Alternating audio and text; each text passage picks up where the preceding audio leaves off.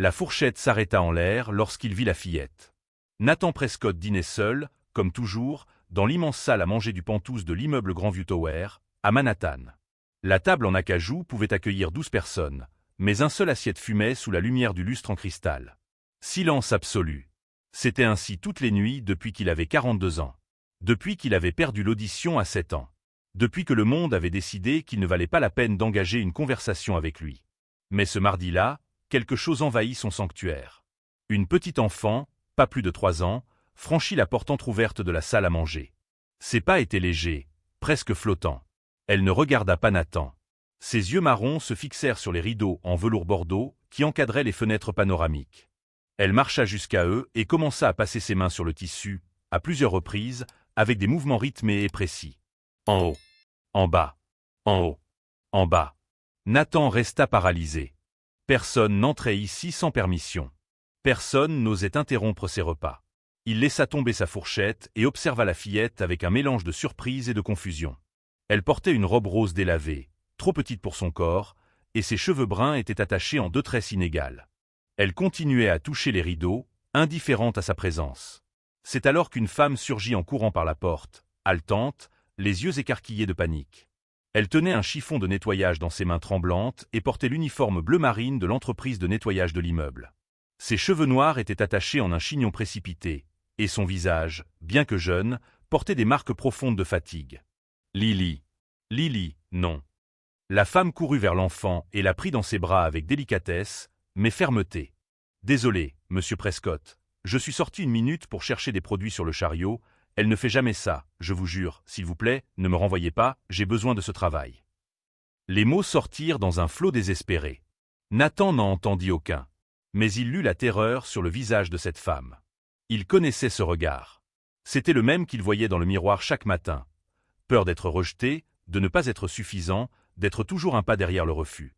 Il leva les mains et commença à gesticuler. La femme cligna des yeux, confuse. Nathan pointa ses propres oreilles et secoua la tête. Puis il prit le téléphone qu'il laissait toujours à côté de son assiette et tapa rapidement un message. Il tourna l'écran vers elle. « Je n'entends pas. Pas besoin de vous excuser. Tout va bien. » La femme lut le message et ses épaules se détendirent juste un peu. Mais la tension modelait toujours chaque muscle de son corps. Elle tenait Lily fermement, comme si la fillette pouvait disparaître à tout moment. « Je suis Elena Torres, » dit-elle, parlant lentement et articulant chaque mot en regardant directement Nathan. « Je travaille ici depuis 3 mois. Ma babysitter n'a pas pu venir aujourd'hui et ma superviseure m'a dit que je pouvais amener Lily, tant qu'elle restait tranquille sur le chariot de nettoyage. Elle est autiste. Parfois, quand elle voit des textures différentes, elle a besoin de toucher. Cela ne se reproduira pas, je le promets. » Nathan observa la fillette dans les bras d'Elena. Lily ne faisait attention ni à l'un ni à l'autre. Ses yeux se tournèrent de nouveau vers les rideaux, et elle tendit la main dans leur direction, ouvrant et fermant ses petits doigts dans l'air. Elle voulait toucher à nouveau. Elle devait toucher à nouveau. Quelque chose se brisa à l'intérieur de Nathan. Il connaissait ce besoin. Cette compulsion de chercher du réconfort dans un monde qui n'avait pas de sens. Lorsqu'il avait perdu l'audition après une méningite, il avait passé des années à toucher les murs de la maison, ressentant les vibrations des pas des gens, essayant de se connecter à un univers qui était soudain devenu muet et distant. Sa famille n'avait pas compris. Il disait qu'il dramatisait, qu'il devait s'en remettre, que c'était embarrassant. Alors il cessa d'essayer. Nathan tapa un autre message et le montra à Elena. « Laissez-la toucher. Ce n'est pas un problème. » Elena hésita. « Monsieur Prescott, je ne peux pas. » Il secoua la tête et fit un geste doux de la main. « Laissez. S'il vous plaît. » Avec précaution, Elena posa Lily par terre. La fillette retourna immédiatement vers les rideaux et reprit ses mouvements. En haut, en bas, en haut, en bas. Un petit sourire serein apparut sur son visage. Elle était en paix. Nathan sentit quelque chose d'étrange se produire en lui. Quelque chose qu'il n'avait pas ressenti depuis des années. Peut-être des décennies. Il ne savait pas nommer ce sentiment. Il ne savait pas si c'était du soulagement, de la connexion ou simplement de la reconnaissance. Mais c'était puissant. Elena resta debout, raide, les yeux alternant entre sa fille et l'homme qui pouvait détruire sa vie d'un simple appel. Nathan recommença à taper. « Quel âge a-t-elle » ? « 3, répondit Elena, toujours en articulant avec exagération. « Elle aura 4 ans dans 2 mois. » « Elle est jolie. » Les mots sur l'écran firent briller les yeux d'Elena de larmes. Personne ne disait cela. Les gens regardaient Lily avec pitié, malaise ou mépris à peine caché. Ils disaient qu'elle était différente, qu'elle était compliquée, que Elena devait avoir plus de contrôle. Mais personne ne l'appelait jolie.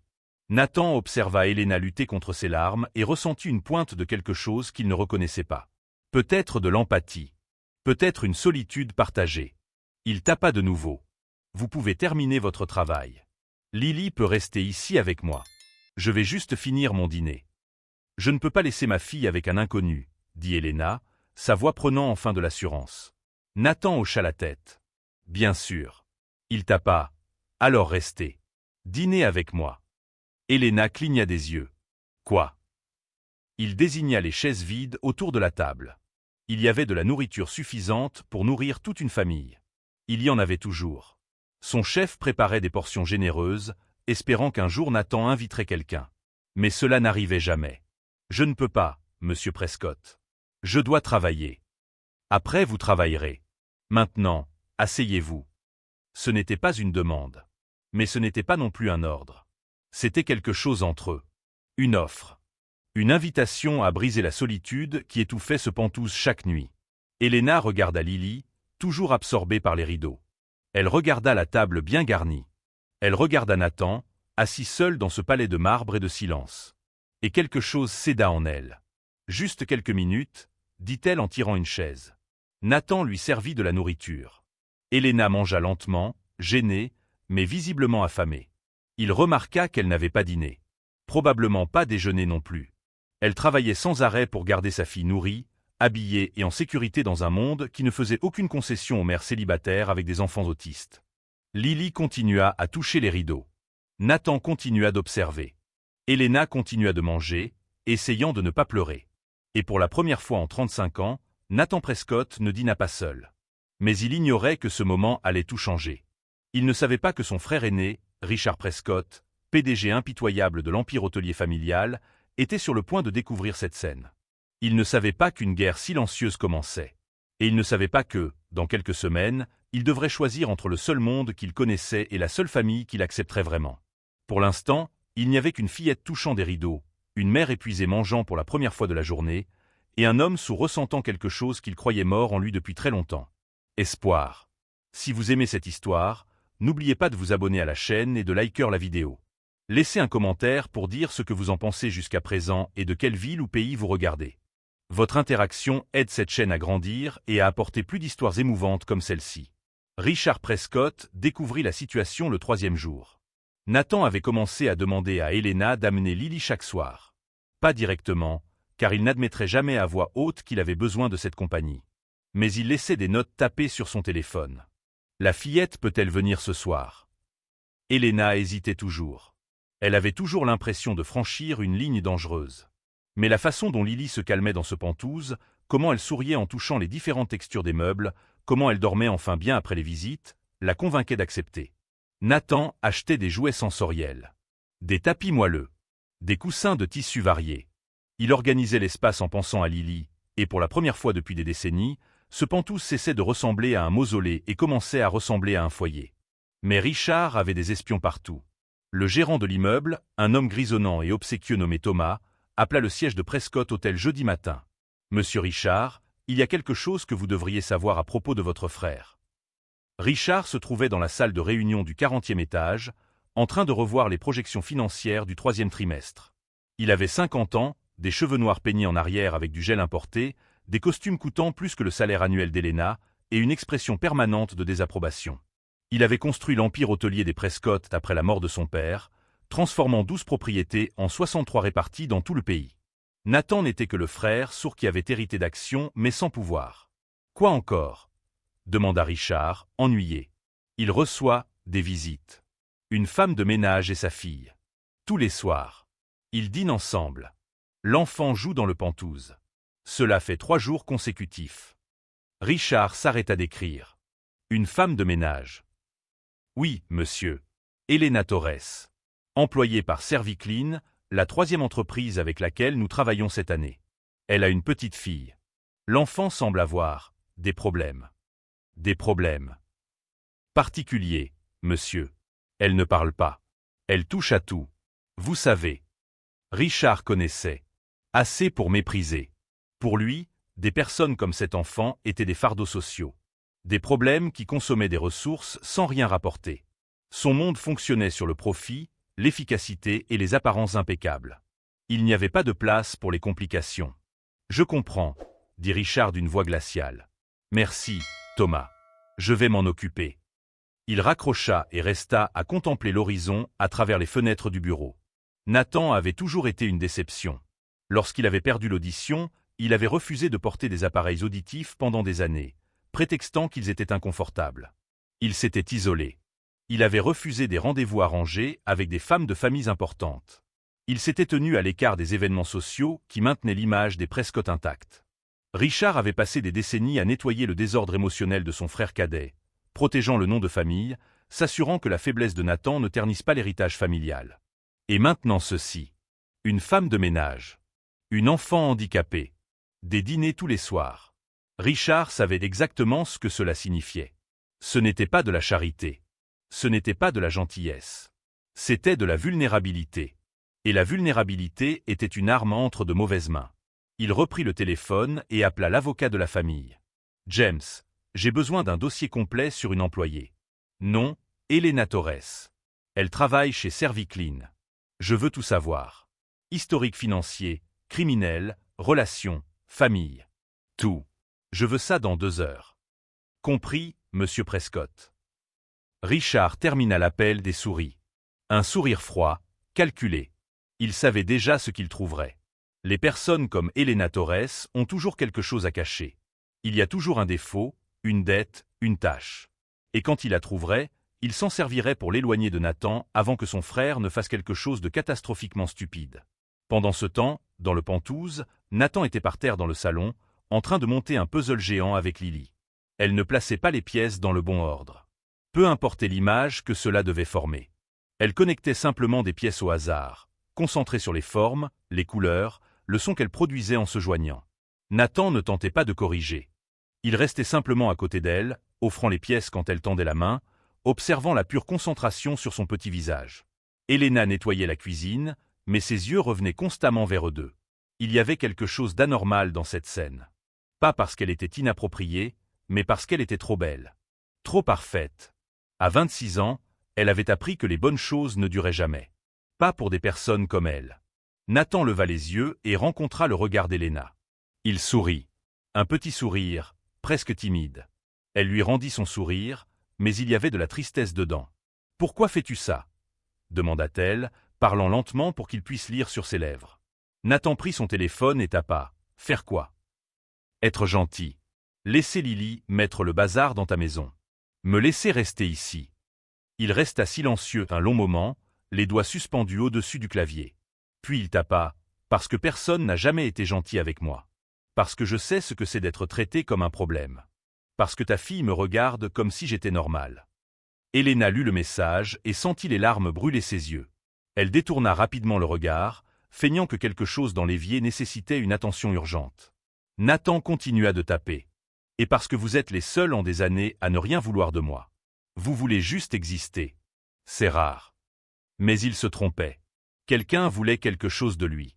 Et cette personne était, à cet instant précis, en train de lire un dossier de 15 pages sur Elena Torres. Richard parcourut les documents que James avait livrés. Divorcé à 23 ans.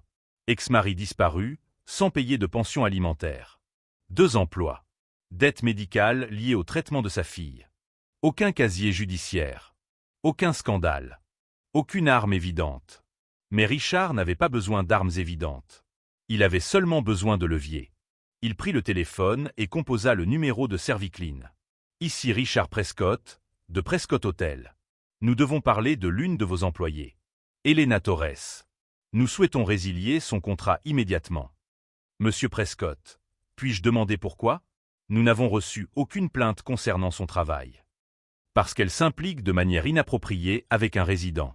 Elle amène sa fille dans l'immeuble pendant ses heures de travail. Utilise les espaces communs de manière inappropriée. Cela viole les clauses de conduite professionnelle du contrat entre nos entreprises. Si Serviclean ne prend pas de mesures, nous reconsidérerons l'ensemble du contrat de service.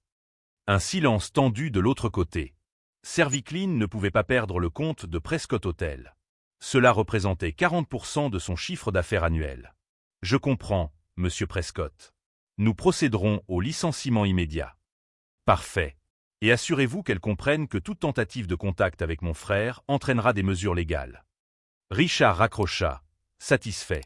Problème résolu. Nathan serait contrarié pendant quelques jours, peut-être quelques semaines. Mais il finirait par oublier. Reviendrait à sa routine sûre et contrôlée. Et la femme et l'enfant disparaîtraient, là où elles appartiennent. Mais Richard ne comptait pas sur une chose. Helena arriva dans le Pantouse ce soir-là, les yeux rouges et gonflés. Lily était dans le chariot de nettoyage, endormie, indifférente à l'effondrement du monde de sa mère. Nathan ouvrit la porte et sut immédiatement que quelque chose n'allait terriblement pas.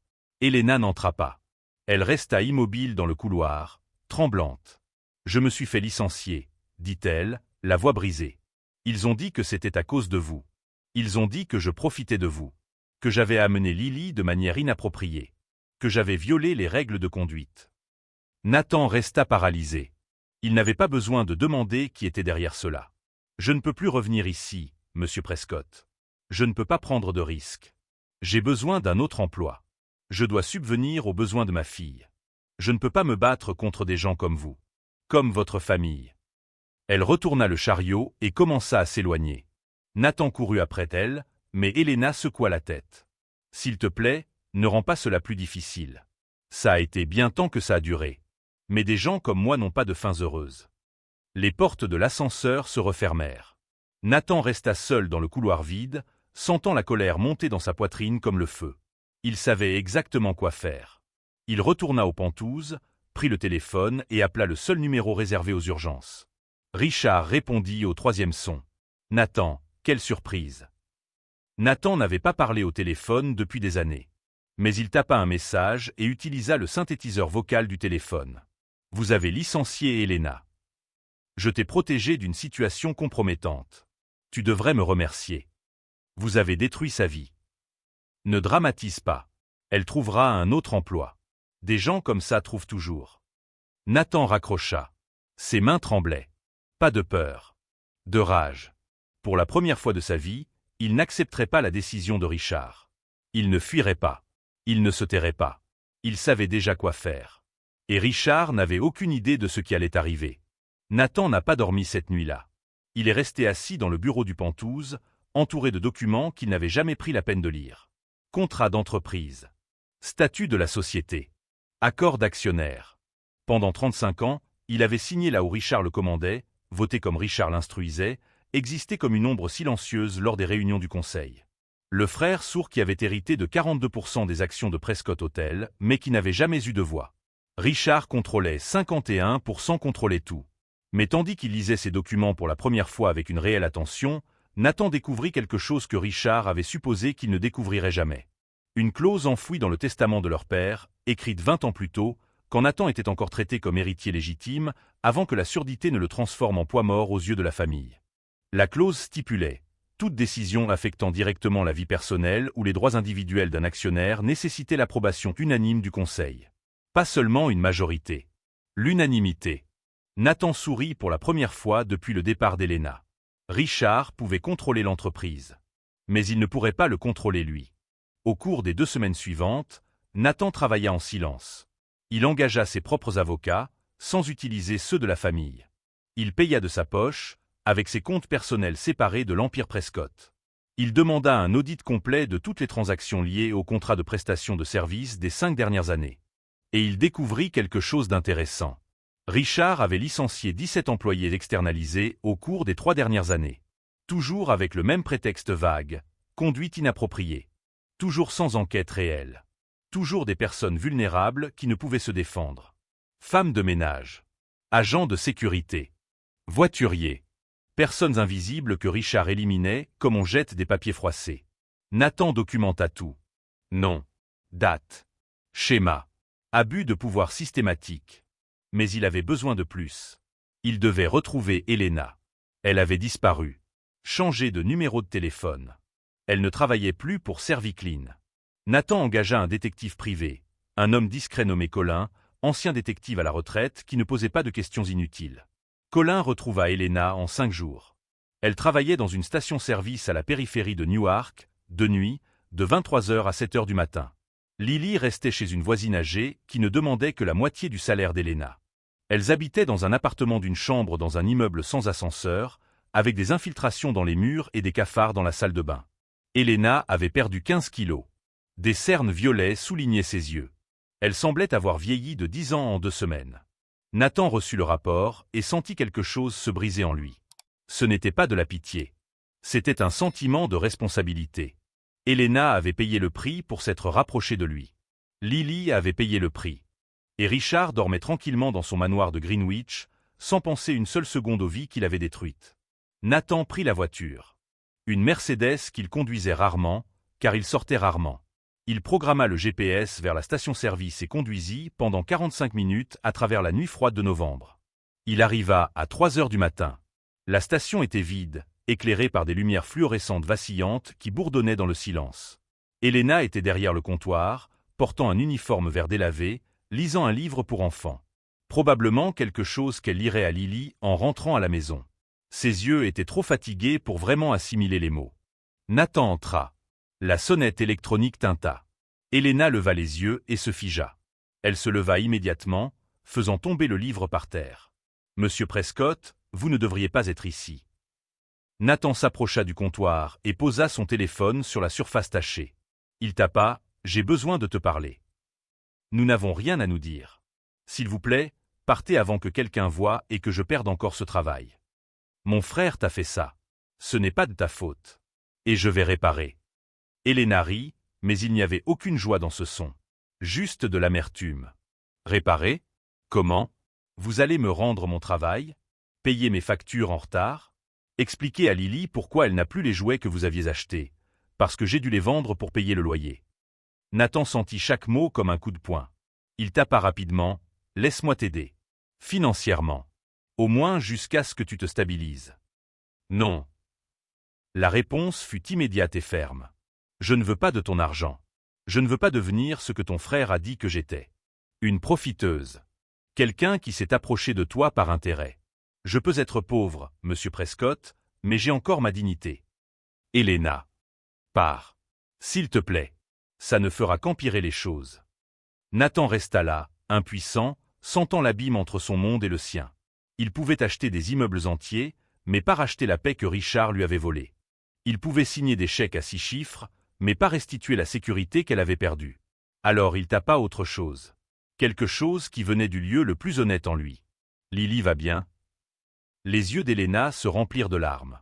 Elle mordit sa lèvre inférieure, luttant pour ne pas s'effondrer. Elle ne comprend pas pourquoi nous n'allons plus chez toi. Elle touche les murs de l'appartement, cherche les rideaux en velours. Elle ne dort pas correctement. Elle pleure plus. Je ne sais pas comment expliquer à une enfant de 3 ans que le monde n'est pas juste. Nathan sentit sa gorge se serrer. Il voulait crier, mais sa voix était emprisonnée depuis 35 ans. Il voulait tout casser, mais avait été enseigné toute sa vie à contrôler, réprimer, se taire. Il tapa « Je suis désolé. » Moi aussi. Elena essuya ses larmes du dos de la main. Mais c'est comme ça. Des gens comme vous vivent dans un monde. Des gens comme moi vivent dans un autre. Pendant 2 semaines, j'ai oublié ça. C'était mon erreur. Nathan secoua la tête avec force. Il tapa furieusement, ce n'était pas une erreur. C'était la seule chose juste qui me soit arrivée depuis des décennies. Et je ne laisserai pas mon frère nous l'enlever. Il n'y a pas de nous, monsieur Prescott. Il n'y en a jamais eu. Elle détourna le regard, mettant fin à la conversation.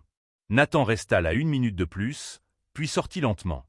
Il monta dans la voiture et frappa le volant si fort que le klaxon retentit, effrayant un chat errant qui passait par le parking. Mais en rentrant à Manhattan, Nathan n'était pas vaincu. Il était déterminé. Richard pensait connaître son frère. Pensait que Nathan était faible, passif, facilement manipulable. Pensait que son silence était de la soumission. Mais Richard n'avait jamais compris que le silence n'est pas une faiblesse. C'est une stratégie. C'est de la patience. C'est le calme avant la tempête. Nathan arriva aux Pantouz à l'aube. Il prit le téléphone et appela l'avocat. « Je veux convoquer une réunion extraordinaire du conseil. J'en ai le droit selon les statuts. Je veux tous les membres présents. Y compris Richard. J'ai une proposition. Quel genre de proposition, monsieur Prescott?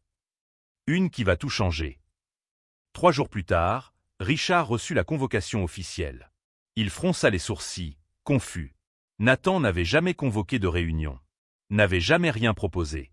Pendant 35 ans, il avait été un fantôme silencieux dans les décisions de l'entreprise. Richard appela Nathan. Il attaqua directement. Que manigances-tu? Nathan utilisa le synthétiseur vocal. Tu le découvriras à la réunion. Nathan, ne fais pas de bêtises. Tu ne comprends pas comment fonctionne cette entreprise. Tu ne connais rien aux affaires. J'ai toujours tout géré pour que tu n'aies pas à t'inquiéter. Je sais. Et je te remercie pour ces 35 années de soins. Mais maintenant, c'est à mon tour de prendre soin de quelque chose. Richard ressentit un frisson parcourir sa colonne vertébrale. Il y avait quelque chose de différent dans la voix synthétisée de son frère. Quelque chose de dangereux. Nathan, si cela concerne cette femme de ménage. Oui. Cela la concerne, elle et sa fille, et toutes les personnes que tu as écartées parce que tu le pouvais. Parce que personne ne t'a jamais arrêté. Jusqu'à maintenant. Nathan raccrocha. Pour la première fois de sa vie, il avait raccroché à Richard. Et pour la première fois de sa vie, Richard eut peur de son frère cadet. La salle de réunion au 40e étage était silencieuse lorsque Nathan entra. 7 membres du conseil étaient assis autour de la table en verre.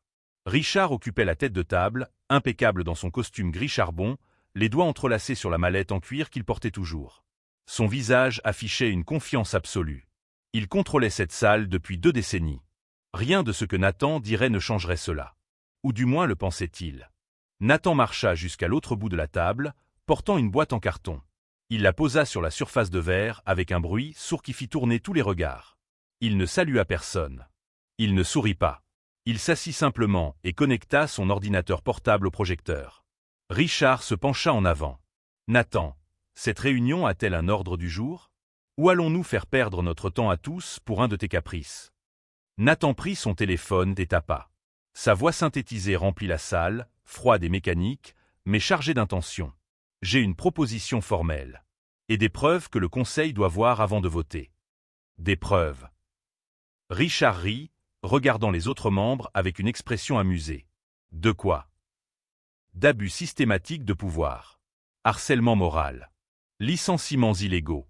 Et usage abusif des ressources de l'entreprise à des fins de persécution personnelle. Le sourire de Richard se figea. Les autres membres échangèrent des regards inconfortables. Nathan cliqua sur l'ordinateur portable. La première image apparut sur l'écran géant derrière lui. Elena Torres. Femme de ménage. Licenciée il y a 3 semaines par ordre direct de Richard Prescott. Motif allégué, conduite inappropriée. Motif réel, elle et sa fille ont dîné avec moi 3 fois dans ma résidence privée. Richard se leva. Nathan, c'est ridicule.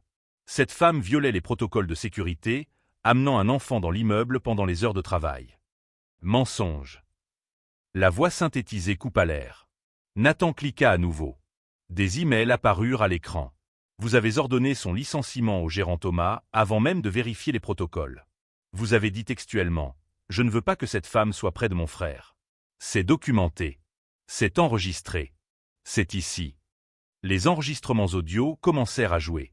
La voix de Richard, claire et indubitable, donnant des instructions pour détruire la carrière d'Elena. Les membres du conseil semblaient visiblement mal à l'aise. Nathan continua, implacable. Mais Elena n'est pas la seule. Clic. Une autre image. Jennifer Salazar. Agent de sécurité de nuit. Licenciée il y a 8 mois pour avoir parlé avec moi dans l'ascenseur au sujet de sa fille malade. Vous avez dit qu'elle était intrusive. Clic. Robert Chen. Voiturier. Licencié il y a 1 an pour m'avoir aidé à porter des courses jusqu'aux Pentouses. Vous avez dit qu'il dépassait les limites.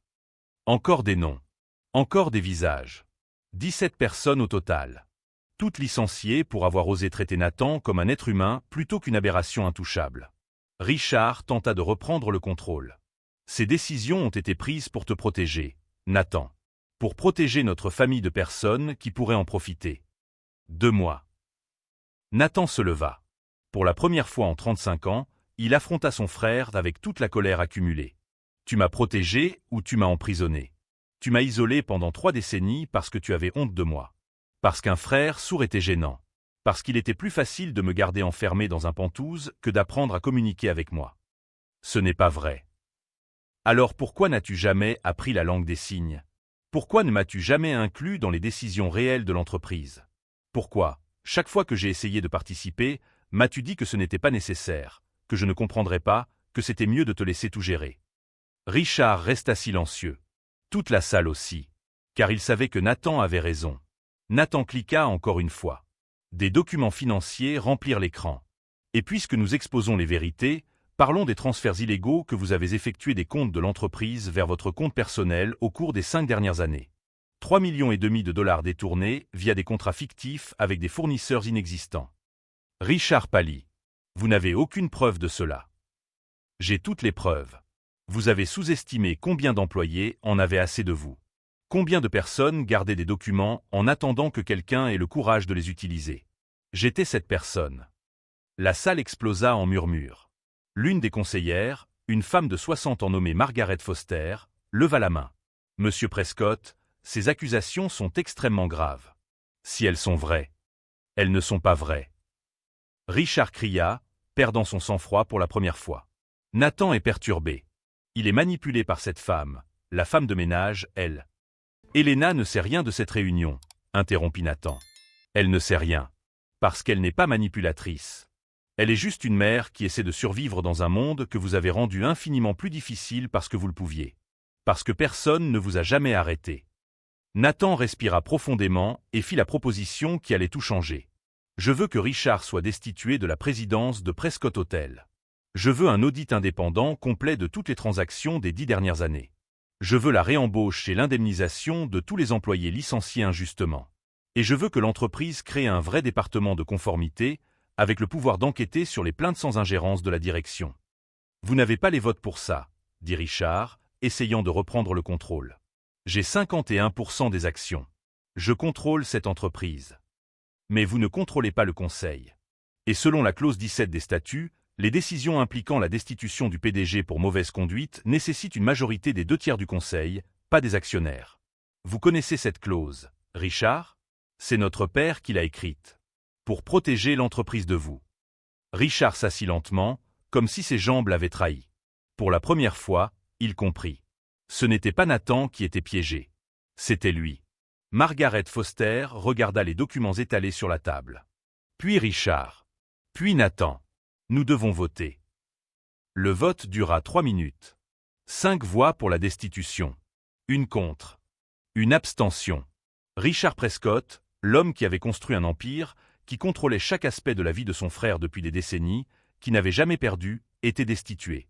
Il resta assis, stupéfait, incapable de digérer la défaite.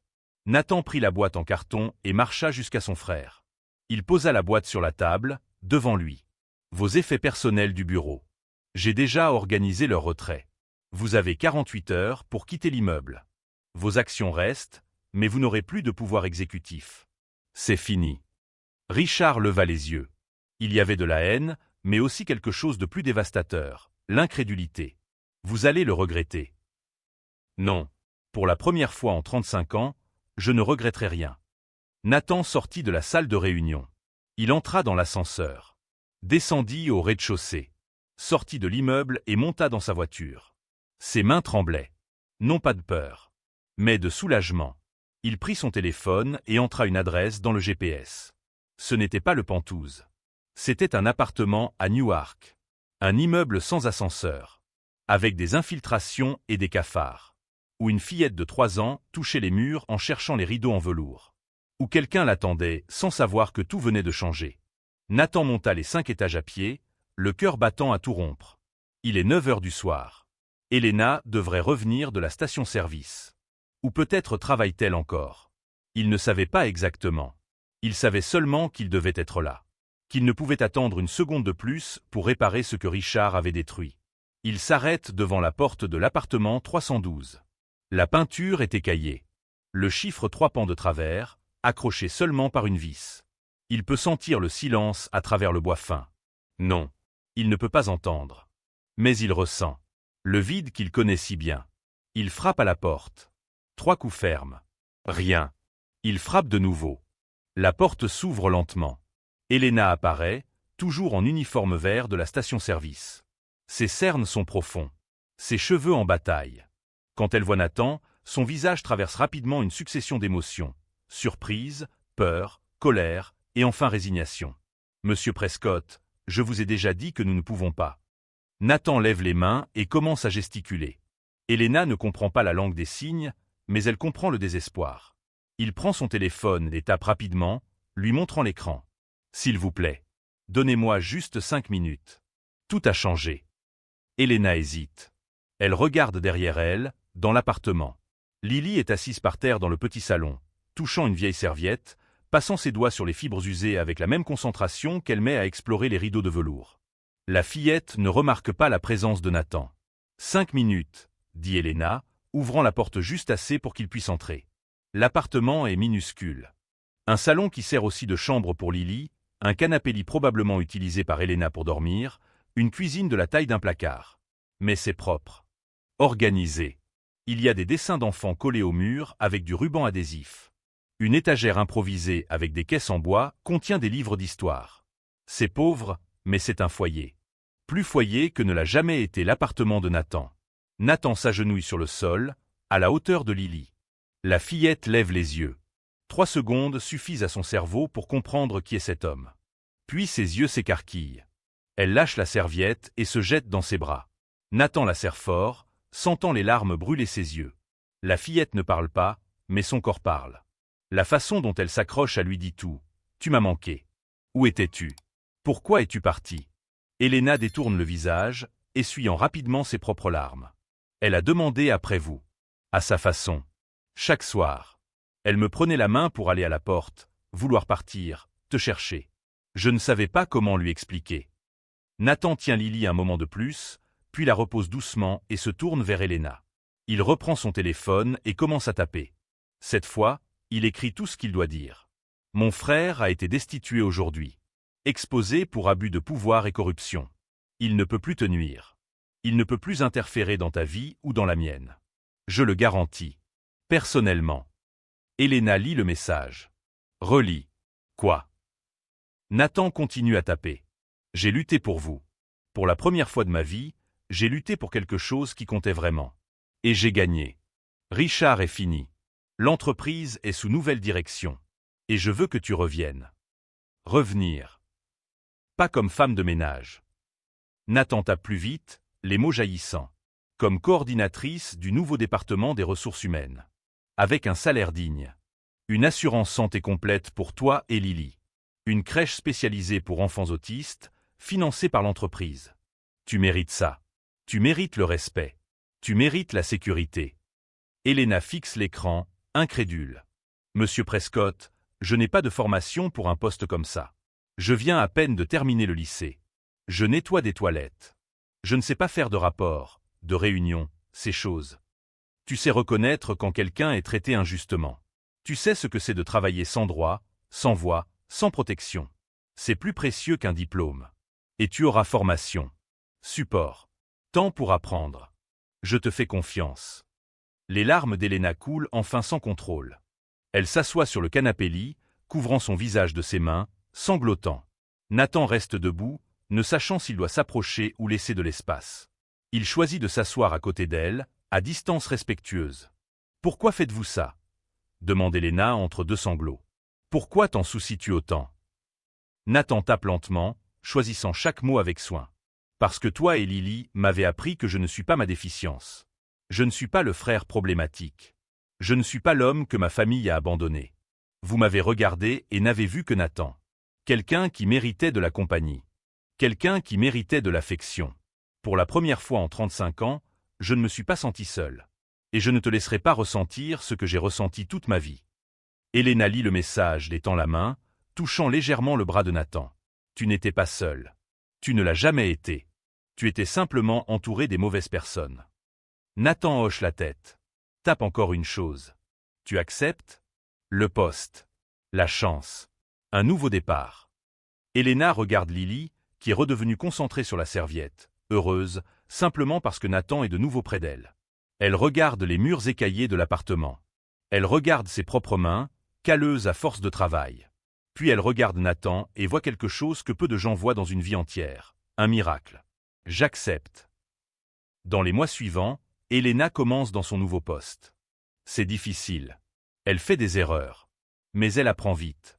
Elle découvre qu'elle a un talent pour écouter les gens, identifier les problèmes, créer des politiques protégeant réellement les employés vulnérables. Sous sa direction, Prescott Hotel devient un modèle de traitement juste des collaborateurs. Les licenciements injustes cessent. Les plaintes sont sérieusement examinées. L'entreprise change. Nathan assume la présidence temporaire.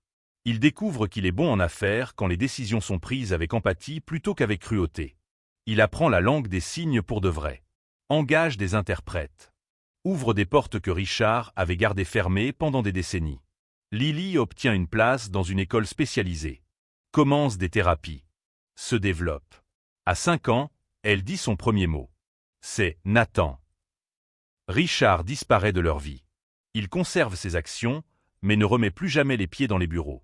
Les rumeurs disent qu'il a déménagé en Arizona, tentant de reconstruire sa réputation loin des ruines de New York. 2 ans plus tard, un vendredi soir, Nathan dîne dans l'appartement de la couverture.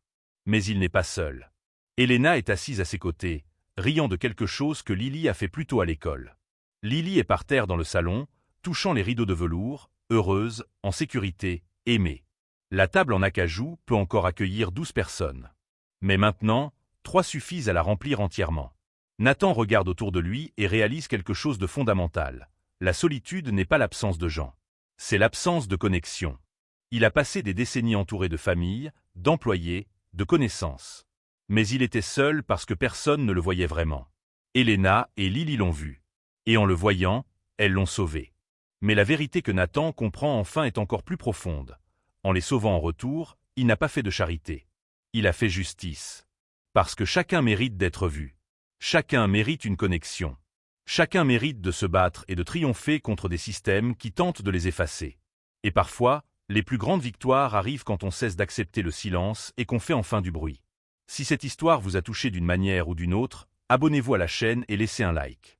Dites-nous dans les commentaires ce que vous avez pensé de cette histoire et de quelle ville ou pays vous regardez. Des histoires comme celle-ci nous rappellent qu'il n'est jamais trop tard pour choisir le courage plutôt que la peur, la connexion plutôt que l'isolement. À la prochaine histoire.